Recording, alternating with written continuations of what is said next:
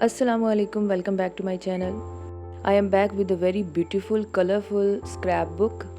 I always prefer scrapbooks to give as a gift to your loved ones because it contains a lot of good memories in it.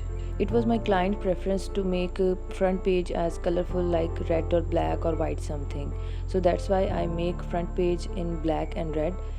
And then I made the scrapbook in rainbow theme to make it more colorful and attractive.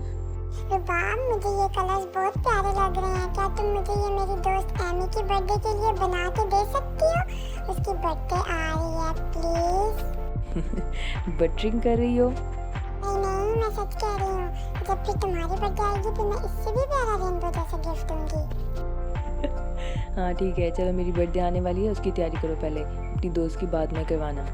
ठीक है, मैं कल जाऊंगी market और तुम्हारे लिए अच्छी वाली चीजें लेके आऊंगी। Okay, thank you so much, मेरी प्यारी. There are 35 pictures in it. I adjust them with different surprises in it. I made it purely with my heart. As I give tutorials about scrapbook surprise cards and use in explosion boxes also, so you can go and check them.